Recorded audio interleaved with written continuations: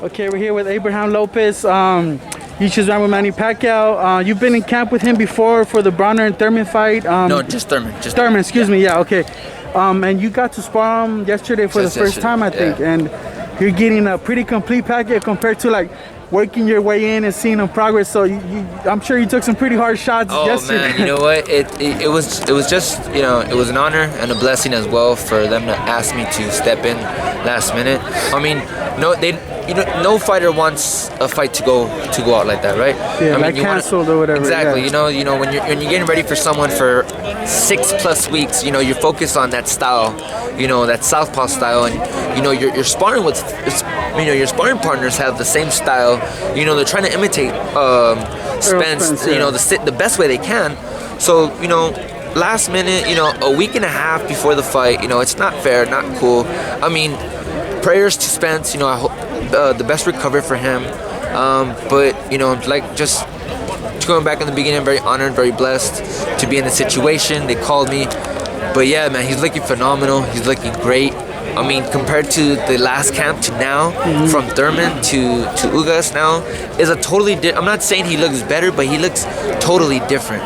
From so the speed for me, speed comes with them automatically. Now he's sparring a little differently. You know, he's sparring a little differently. His speed's still there, but he's practicing on stuff he needs to practice on now. He's practicing on stuff, you know, I'm pretty sure he saw the fights, or he probably already knows him. So he's practicing on stuff that he needs to practice on, that he sees that he can get him with. So, you know, he's looking great, looking phenomenal. I mean, last couple of days, last week, looking great, man. Yeah, what does it say about Manny, though, to want to still take this fight? He said something in the virtual press conference with Ugas that his hard work doesn't go wasted. It's like he doesn't want to, he wouldn't even accept this fight being canceled. He would want a replacement, you know. What does that say about Manny at 42? He still wants to get in there and prove that he should be in the ring, you know, exactly. Like on August 21st. He's just telling everybody, hey, look, you know, just because a fight gets canceled doesn't mean I'm gonna stop or quit, you know. I'm gonna keep going. Exactly, you know. Let's give me another fighter, and let's keep the same date, keep the same time. I'm ready, you know. I'm focused. I'm determined. Let's keep it the same way, you know. So I applaud him for that, you know. That's respect, and you know what, you know, a fighter like that just says a lot about himself, you know. Yeah, you know, the fans have kind of been going at Spence's neck. I think it's unfair, you know, because injuries are part of the sport, especially this one. Yeah. It's a serious one. It could potentially end his career. You know, we don't know. Absolutely, and you know it you know, everybody, you know, it's so quick to say something, you know, but you know, more than half the people have not even tried or experienced what we go through, you know, as us fighters, you know, sacrificing, sparring, sweating, hurting, you know. And yeah, we pray for Spence for a quick recovery. And yes, injuries come with the territory in boxing, but you know, it's just part of the game, and you know, we can't get mad at him, you know. If anything, we should be uplifting him because it could end his career, and he has so much potential still. Exactly, he's still a young buck, you know. He's still a young guy that has a lot more years ahead of him, and you know, who are we to be like, oh, Spence, you're messed up, and you know, you're probably lying. No, exactly, you know. Yeah. Last thing, as for Ugas, a victory over Ugas, what does that do for Manny? And of course, a victory over Ugas, that would probably go down as the biggest win by a Cuban boxer in the history of the sport, like in terms of their history, you know, like a Cuban beating Manny Pacquiao would probably be the biggest thing for Cuban boxing history. But for Pacquiao, what would that win over Ugas mean? Like, what do you think that does for Manny? You know what? I believe that no matter what Manny is thrown in front of him, every fight he takes it the same way.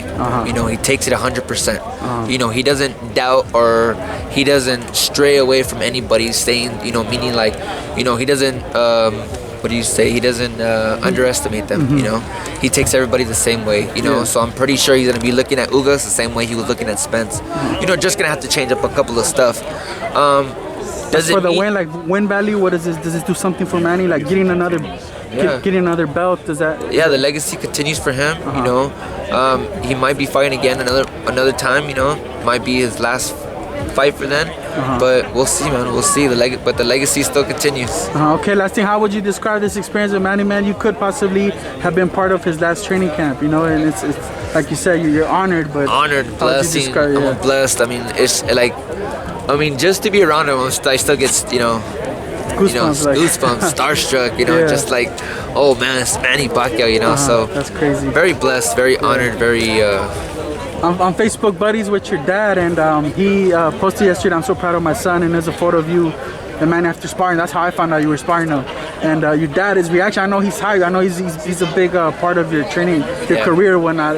Your dad's very happy. Yes, sir. Yeah, my dad's always been a part of my career. Even when I was younger, he was my trainer.